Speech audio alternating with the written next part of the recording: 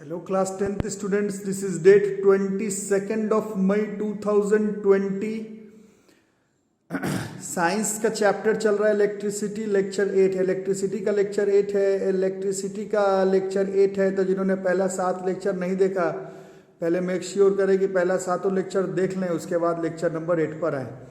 तो और जो लोग रेगुलर कर रहे हैं रेजिस्टेंस रेजिस्टिविटी का numerical factors on which resistance depends के बाद अब जो चैप्टर है आगे बढ़ते हुए, this is grouping of resistances resistance को ग्रुपिंग करना है, रेजिस्टेंस को ग्रुपिंग करना है। ठीक है, तो रेजिस्टेंस होता है रेजिस्टर में, और 2-3 दिन पहले आपको लिखवाया गया था कि जिस भी मटेरियल के पास रेजिस्टेंस हो उसको हम लोग रेजिस्टर कह सकते हैं। तो और ये रेजिस्टेंस का साइन है, this is the sign that we will use. इस तरह का साइन का इस्तेमाल हम लोग रेजिस्टेंस के लिए करेंगे। जो लोग रेगुलर क्लास कर रहे हैं, रेजिस्टेंस फ्रिक्शन जैसा है, फ्रिक्शन मोशन को अपोज करता है, बट मोशन होने के लिए एक सरफेस में फ्रिक्शन होना जरूरी है। वैसे ही रेजिस्टेंस का काम है करंट के फ्लो को रेजिस्ट करना, बट एक वायर को वायर कहलाने के लिए उसमें रेजिस्टेंस होना कंपलसरी है। तो ये रेजिस्टर से ज्यादा मतलब ये तार का सिंबल है।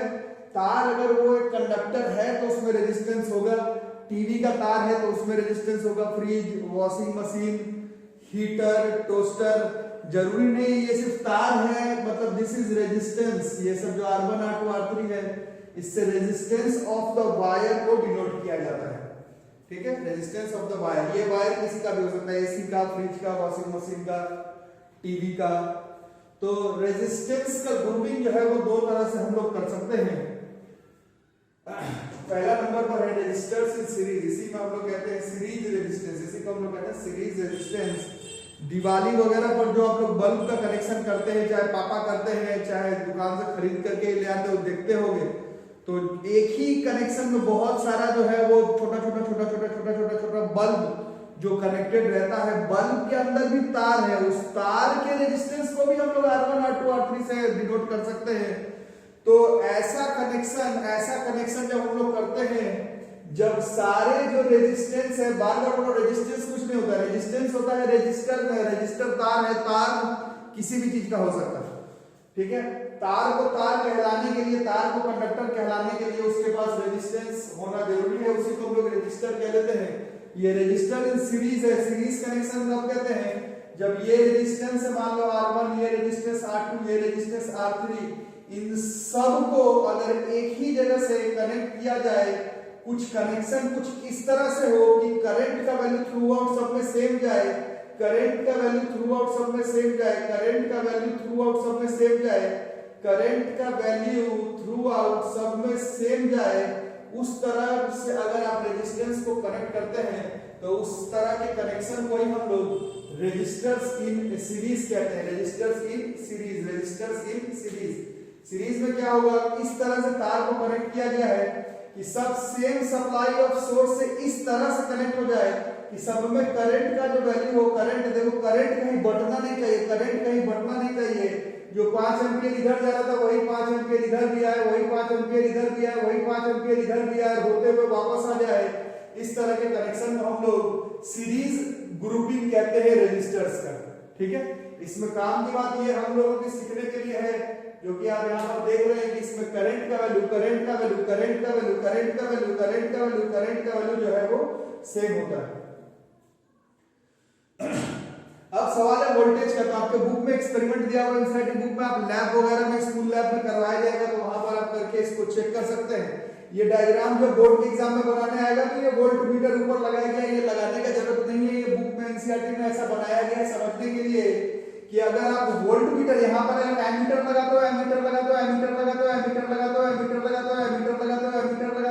लगाते हो तो करंट का वैल्यू सेम आएगा अगर वो सीरीज में है तो। बट अगर आप रेजिस्टर के ऊपर वोल्ट मीटर, रजिस्टर के ऊपर वोल्ट मीटर रख कर अगर चेक करते हो तो ऐसा हो सकता है कि आपको सारा वोल्टेज जो है वो अलग अलग मिले। बट मेक श्योर करना है कि ये जो वोल्टेज है, जो आपका सप्लाई का वोल्टेज है और जो तीनों रजिस्टर के ऊपर वोल्ट मीटर से जो रीडिंग लोगे, ये हो सकता है कि तीनों अलग अलग हो, बट इन तीनों को जब आप ऐड, इसके इसके इसके ऊपर का वोल्टेज अलग अलग हो सकता है। तीनों को जब ऐड करोगे तो जो आपका सप्लाई का वोल्टेज है उसी के बराबर आ जाएगा। यही हिसाब किताब है रेजिस्टर्स इन सीरीज का। रेजिस्टर्स इन सीरीज में करंट का वैल्यू थ्रू आउट सेम रह जाएगा। Current same, current same, current same, current same, current same, current same.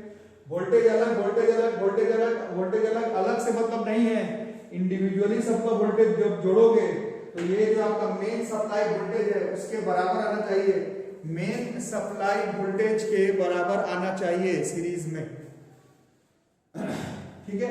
एक चीज और सीखने वाली बात है, वो न्यूमेरिकल पॉइंट ऑफ व्यू पर नहीं है, बट ऐसे सीखने वाली बात है कि सीरीज कॉम्बिनेशन का खास तो भी है कि कहीं से भी अगर आपका सर्किट ब्रेक हो गया, कहीं से भी अगर आपका सर्किट जो है वो ब्रेक हो गया, तो अब ये करंट आगे नहीं जा पाएगा और आपका पूरा सर्किट जो है वो इनकम्प्लीट हो जाएगा। सीरीज कॉम्बिनेशन को पहचानने का ये भी तरीका होता है।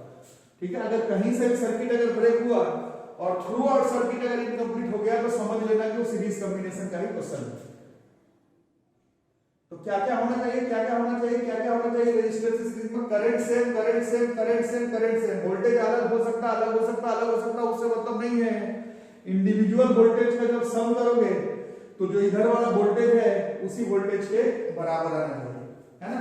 अच्छा, कुछ लोग काफी अच्छे पढ़ने में और ठीक से सुनते भी हैं, तो उन लोग पूछते हैं सर यहाँ सब करंट तो सेम है बट यहाँ पर हो सकता है सर करंट डिवाइड हो जाए, करंट डिवाइड हो जाए, करंट डिवाइड हो जाए। तो उसमें नियम यह है कि वोल्ट मीटर कुछ इस तरह से बनाया रहता है कि उसका रेजिस्टेंस इतना हाई रहता है कि ज्यादा से ज्यादा करंट जो है वो यहीं से पास कर जाता है। वो रीडिंग तो शो कर देगा वोल्टेज का, बट बहुत ज्यादा करंट का वेरिएशन नहीं होगा। इक्का दुक्का हो सकता है, वो आपको सीखने समझने के लिए है। बोर्ड के एग्जामिनेशन में जब रजिस्टर इन सीरीज का डायग्राम बनाने आए तो आप जरूरी नहीं है ऊपर वाला वोल्ट मीटर बनाइए। ये सिर्फ आपको समझाने के लिए बताया गया है कि अगर तुम ऊपर वोल्ट मीटर लगाते हो तो तुमको वोल्टेज का वैल्यू डिफरेंट मिल सकता है। बात डिफरेंट का नहीं है, बात है कि इन तीनों का वोल्टेज को इंडिविजुअली जब जोड़ोगे तो सप्लाई वोल्टेज के बराबर आना चाहिए और करंट का वैल्यू थ्रू आउट सेम आना चाहिए। ठीक है। एमीटर पे रीडिंग ले सकते हो, थ्रू आउट कहीं पर भी देखोगे तो एमीटर पे रीडिंग जो है वो सेम है। अब अगर ओम्स लॉ लगाते हो, ओम्स लॉ, तो ओम्स लॉ हम लोग पढ़ चुके हैं, V बराबर I इनटू, अभी ये मान लो कि यहाँ पर तीनों तार नहीं होता, तीनों तार नहीं होता, तीनों तार नहीं होता, तीनों तार नहीं होता, एक ही तार, एक ही तार, एक ही तार, एक ही तार अगर लगाते हैं इन तीनों के जगह पर तो उसका कुछ रेजिस्टेंस होता है, उसका नाम RS मानते हैं हम लोग। ठीक है। इसी को हम लोग रेजिस्टेंस इन सीरीज बोलते हैं कि अगर ये तीनों रेजिस्टेंस नहीं होता, ये तीनों तार नहीं होता, ये तीनों के जगह पर एक ही तार लगाते हैं तो उसका कुछ रेजिस्टेंस होता है, उसका नाम RS मान लिए। फिर से ओम्स लॉ लगा रहे हैं, यहाँ पर हम लोग ओम्स लॉ का यूज कर रहे हैं बच्चों। ओम्स लॉ अगर इस्तेमाल करेंगे तो यहाँ पर फिर से V के जगह पर I सेम है, I सेम है, रेजिस्टेंस अलग हो सकता है R1, फिर I into R2 plus I into R3। ठीक है। अब दिस इज I इंटू RS equal to I common, this is R1 plus R2 plus R3, ये I साइड कट जाता है। Series resistance comes out to be individual resistance का summation. तो इतना चीज सीरीज कॉम्बिनेशन में होना है। क्या क्या? करंट का वैल्यू सेम, वोल्टेज अलग हो उससे मतलब नहीं है, टोटल करोगे तो सप्लाई वोल्टेज के बराबर आना चाहिए। और अगर वो तीनों तार वहां पर नहीं लगाते, उसके जगह एक ही तार लगाते तो उसका जो रेजिस्टेंस होता है वो इंडिविजुअल तार के रेजिस्टेंस के सम के बराबर हो जाता। इतना काम होता है रेजिस्टेंस इन सीरीज में। और रेजिस्टेंस इन सीरीज में आपको अभी बताया गया, किसी एक जगह से किसी एक जगह से किसी एक जगह से किसी एक जगह से भी अगर शॉर्ट सर्किट या फिर अगर आपका सर्किट इनकम्प्लीट हुआ, का तार का कनेक्शन छूटा तो आपका पूरा सर्किट जो है वो इनकम्प्लीट हो जाएगा। ठीक है। तो ऐसा तो कुछ सीरीज में उपाय है। अब हम लोग रेजिस्टर्स इन पैरेलल देखते हैं, और ये हमारे आपके लिए ज्यादा, ये जो डोमेस्टिक सर्किट आपके घर में है, आपके घर में है, मेरे घर में है, स्कूल में है, दिस इज डोमेस्टिक सर्किट। हमारे घर पे जो सर्किट है वो जो है उसमें रेजिस्टर्स जो है वो पैरेलल में कनेक्टेड होते हैं। रेजिस्टर्स मतलब यही तार है, तार, टीवी का तार अलग, फ्रिज का अलग, वॉशिंग मशीन का अलग, एसी का अलग, बल्ब का अलग। इस तरह से जब हम लोग कनेक्शन करके रखते हैं इसी को रेजिस्टर्स इन पैरेलल बोला जाता है। बात रजिस्टर का नहीं है, रजिस्टर एक तार है, वो तार आप इलेक्ट्रिकल एप्लायंस में लगाते हैं और हर इलेक्ट्रिकल एप्लायंस को चलाने के लिए अगर कुछ इस तरह से अरेंजमेंट हो, किस तरह का, जिसमें कि आपका सप्लाई वोल्टेज से ऐसे करंट आ रहा हो और उसके बाद करंट जो है वो डिवाइड बढ़ जाता हो। देखो कुछ अमाउंट ऑफ करंट, ये देखो ये एक अमाउंट ऑफ करंट टीवी के तार के पास चला गया, ये अमाउंट ऑफ करंट तुम्हारे फ्रिज के तार के पास चला गया, ये अमाउंट ऑफ करंट तुम्हारा वॉशिंग मशीन के तार के तरफ चला गया, ये अमाउंट ऑफ करंट आपके हीटर टोस्टर के तार के पास चला गया। ये हम लोगों को मालूम है कि घर पर आपके एसी है, फ्रिज है, वॉशिंग मशीन है, एलईडी बल्ब है, 100 वाट का बल्ब है, 10 वाट का बल्ब है, सबको रन करने के लिए अलग अलग करंट का जरूरत पड़ता है, अलग अलग करंट। सीरीज में करंट सेम था बट पैरेलल में घर से तो करंट सेम निकला मेन स्विच से, बट जैसे जैसे जिसको चाहिए, जैसे जैसे इलेक्ट्रिकल एप्लायंस को चाहिए उस तरह से करंट अगर डिवाइड होकर चला गया कुछ इस तरह से कि वोल्टेज का वैल्यू थ्रू आउट सेम आ जाए। इसमें वोल्टेज का वैल्यू सेम आ जाए, वोल्टेज का वैल्यू अगर सेम आ जाए, वोल्टेज का वैल्यू अगर सेम रहे, वोल्टेज सेम और करंट का वैल्यू देखो डिवाइड होते हुए दिख रहा है, करंट बढ़ रहा है, करंट बढ़ रहा है, करंट बढ़ रहा है, करंट बढ़ रहा है, करंट डिवाइड हो रहा हो, करंट डिवाइड हो रहा हो, करंट डिवाइड हो रहा हो, वोल्टेज का वैल्यू सेम हो, तब इस तरह के अरेंजमेंट को हम लोग रजिस्टर से पैरेलल कंसीडर करते हैं। और वोल्ट मीटर जब आप लोग बोर्ड के एग्जामिनेशन में डायग्राम बनाएंगे तो वोल्ट मीटर बनाने की जरूरत नहीं है, बट बस ऐसे समझाया गया कि इस तरह से अगर अरेंज करते हो तो वोल्टेज यहाँ पर वोल्ट मीटर लगाओगे तो सबके अक्रॉस का वोल्टेज जो है वो सेम आएगा। ये इस वजह से ऐसा करके दिखाया गया है। जब आप फाइनली इसको जब इस पर न्यूमेरिकल जब डायग्राम बनाओगे बोर्ड के एग्जामिनेशन में तो अलग से वो वोल्ट मीटर बनाने की जरूरत नहीं है। डोमेस्टिक सर्किट में इस्तेमाल होता है, करंट का वैल्यू डिवाइड हो जाएगा, वोल्टेज का वैल्यू जो है वो सेम हो जाएगा। तो करंट जब डिवाइड होगा तो करंट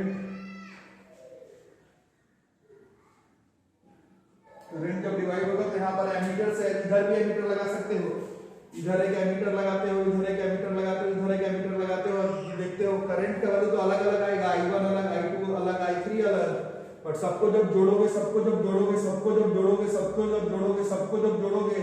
तो जो फाइनल करंट है उसी के बराबर आएगा। जैसे इसमें वोल्टेज इंडिविजुअली को जोड़ने पर ओरिजिनल वोल्टेज के बराबर, सप्लाई वोल्टेज के बराबर, उसी तरह से यहाँ पर जितना भी तार है सबके अक्रॉस अगर पैरेलल कॉम्बिनेशन ठीक से किया है तो करंट का वैल्यू अलग आए चाहे नहीं उससे मतलब नहीं है, सबके इंडिविजुअल करंट को जब ऐड करोगे तो पूरे सर्किट का जो करंट है उसके बराबर, सम के बराबर आएगा। यहाँ पर दोबारा से ओम्स लॉ का इस्तेमाल करने वाले हैं,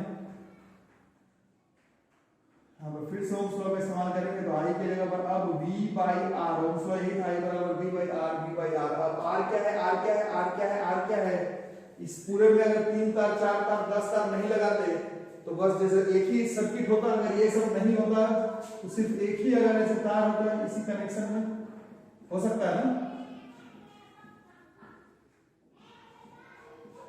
सिर्फ एक ही तार होता तो उसका भी तो कुछ रेजिस्टेंस होता। अगर इन तीनों के जगह पर एक तार, जैसे इन तीनों के जगह पर अगर एक तार होता तो उसका रेजिस्टेंस को RS नाम दिया गया। इन तीनों तार के जगह पर एक ही तार होता तो भी सर्किट अगर कंप्लीट होता तो उसका भी तो कुछ रेजिस्टेंस होता, उसका नाम अगर RP देते। ओम्स लॉ से फिर V/R1, V देख रहे हो सेम रह जाएगा, voltage same, voltage same, voltage same, voltage same, voltage same, voltage same.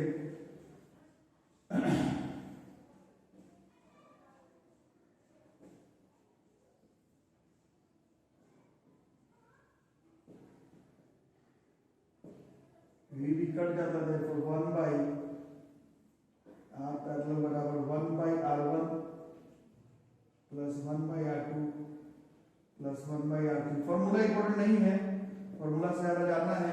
Domestic circuit में रेजिस्टेंस को हम लोग पैरेलल में लगाते हैं, पैरेलल में वोल्टेज का वैल्यू सेम होता है, करंट का वैल्यू अलग हो चाहे उससे मतलब नहीं है, बट सारे रजिस्टर के अक्रॉस का करंट जब जोड़ेंगे तो जो पूरे घर पे जो करंट आ रहा है टोटल करंट उसके बराबर होना चाहिए।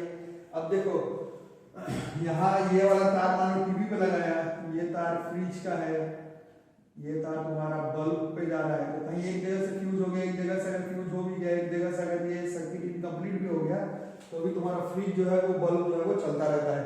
ऐसे ही तो होता है, बल्ब फ्यूज कर जाता है घर पर तो थोड़ी है कि तुम्हारा फ्रिज टीवी बंद हो जाता है ना। क्यों?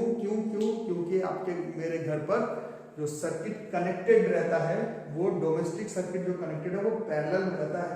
पैरेलल कनेक्शन में अगर कहीं एक जगह से सर्किट इनकम्प्लीट हो जाए तो भी बाकी जो इलेक्ट्रिकल एप्लायंस है वो चलता रहेगा। इतना ही नहीं, सबको रन करने के लिए आपके घर में स्विच का इस्तेमाल किया रहता है। हर इलेक्ट्रिकल एप्लायंस को रन करने के लिए स्विच है।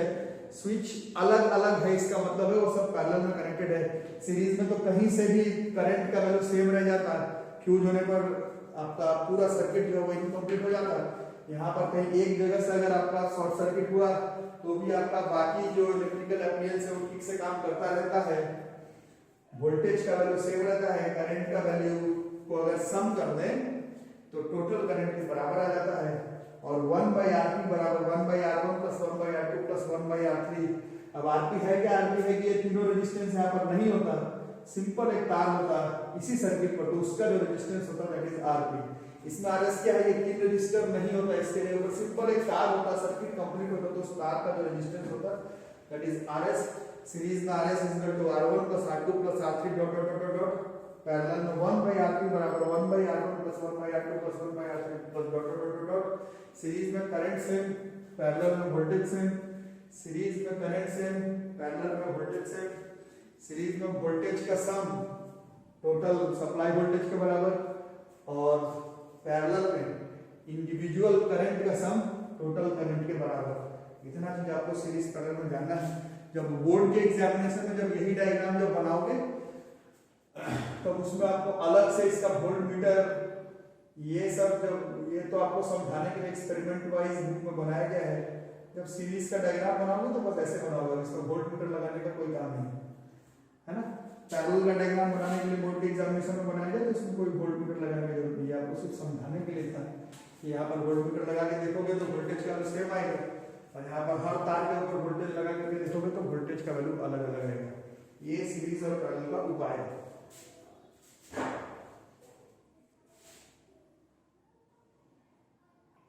ऐसे इस न्यूमेरिकल को देखो, एनसीईआरटी का ही क्वेश्चन है ना। यहाँ पर ये कंडक्टर है, कोई भी कंडक्टर में नहीं लिखा हुआ है कौन सा कंडक्टर है, बस इस कंडक्टर में जो तार लगा हुआ है उस रेजिस्टर का रेजिस्टेंस 4 ओम, ठीक है। ये एक बल्ब है, इसका रेजिस्टेंस, इसमें जो तार लगाया हुआ है तार का रेजिस्टेंस 20 ओम, ठीक है। 6 वोल्ट सप्लाई है वोल्टेज का। टोटल रेजिस्टेंस निकालना है, टोटल करंट निकालना है, और potential difference across the bulb and the conductor, इसका नाम V1 मान लेते हैं, इसका नाम V2, तो ये हम लोगों को निकालना है। तो पहला नंबर पर तो हम ये देख रहे हैं कि किसका क्वेश्चन है। यहाँ पर अगर ध्यान से देखेंगे तो करंट यहाँ से आते हुए इधर भी आ रहा है, यहाँ पर आते हुए आ रहा है, करंट बट नहीं रहा है, करंट बट नहीं रहा है, करंट बट नहीं रहा है, इसका मतलब है सीरीज का क्वेश्चन है, ठीक है। सीरीज में RS, this is R1 plus R2, this is 4 ohm plus 20 ohm, this comes out to be 24 ohm। ये पहले क्वेश्चन का आंसर हो गया। दूसरे में अब करंट निकालना थ्रू द सर्किट, पूरे सर्किट में, तो I बराबर जो आपको समझाया था ओम्स लॉ से V/RS। जब पूरे का ले लो तो पूरे का रेजिस्टेंस लोगे ना थ्रू द सर्किट, तो वोल्टेज तो पूरे का लोगे तो रेजिस्टेंस भी तो पूरे का लेना पड़ेगा, पूरे का लेना पड़ेगा, पूरे का लेना पड़ेगा। तो V was our 6 and resistance comes out to be 20, तो सॉरी 4 और 20, ये 4 और 20 जोड़ेंगे तो ये 24 आता, sorry this is 6/24, this is 1/4, this is 0.25 ampere, ठीक है। और उसके बाद ये V1 निकालना है, तो यहाँ पर लगाएंगे Ohm's law. I current same, series का मतलब current same, current same, current same, current same, current is 1/4, R इसका था 4, तो this comes out to be 1 volt. ये अक्रॉस द कंडक्टर है,